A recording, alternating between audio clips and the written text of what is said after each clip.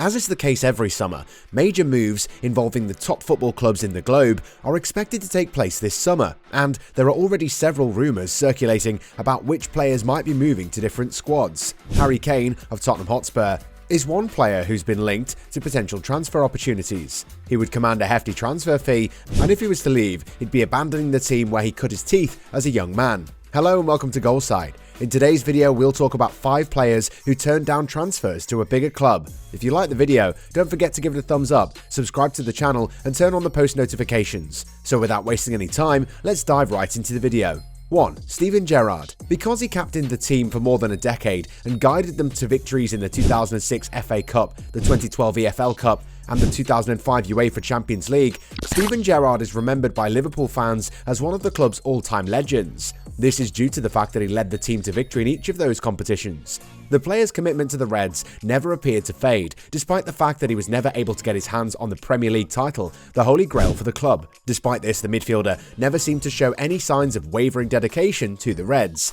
The midfielder has mentioned when you consider that in his memoirs, the probable transfer became about due to some intricate contract negotiations. Gerrard desired an extension while Liverpool showed little pastime in a new deal since his current one still had 2 years to run. The superstar has on the grounds that claimed that he by no means absolutely wanted to depart and that he only used Chelsea's interest to force Liverpool's hand in terms of a new contract. However, his decision meant that even though he never won the Premier League, he will always be remembered as an Anfield legend. 2. Francesco Totti. Francesco Totti, an Italian forward, is considered to be one of the most famous one-club men in all of world football. He began his professional career with Roma when he was just 13 years old and played for the club until his retirement in 2017 at the age of 40. During his time with Roma, he won the Scudetto once and the Coppa Italia twice. The Italian international used to be recognised as one of the best players in the world when he was at the height of his career. Hence, it's not surprising that the most successful clubs in Europe had an interest in acquiring his services when he was at his prime. One of these potential suitors was Real Madrid,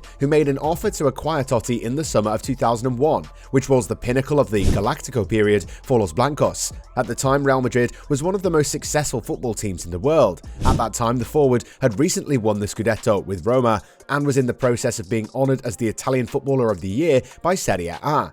Totti is believed to have stated that they taught us in faculty that family is the most crucial thing, despite the fact that the age-old proverb states that nobody declines an invitation to the Bernabeu. Have you ever heard of someone renouncing their relationship with their financially disadvantaged parents in order to live with unrelated wealthy individuals?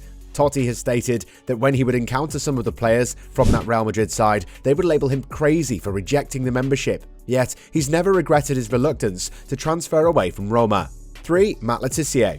Matthew Le Tissier is considered to be one of the true cult heroes of the early years of the Premier League. He began his professional career by signing with Southampton when he was just a teenager in the 1980s and remained with the South Coast club for the entirety of his professional career, switching to Eastleigh, a local non-league team, only after he'd played for Southampton for 16 seasons.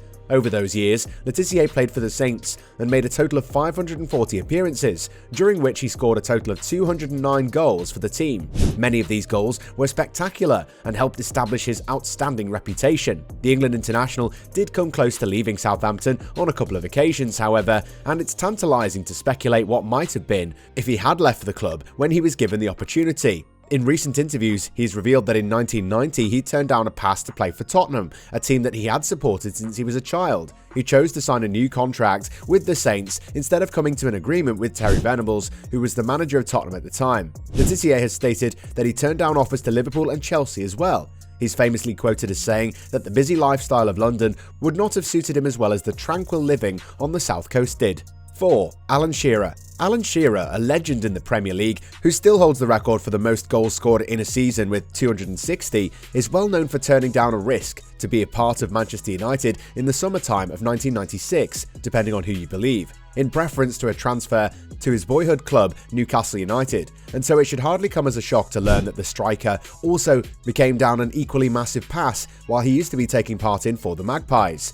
It would have been understandable if Shearer had then pushed for a cross away from the northeast. Reportedly, he was once given the chance, as Spanish giants Barcelona, who were managed at the time by the future manager of Newcastle Bobby Robson, reportedly made a cross for the England striker, supposedly looking to sign him for £20 million.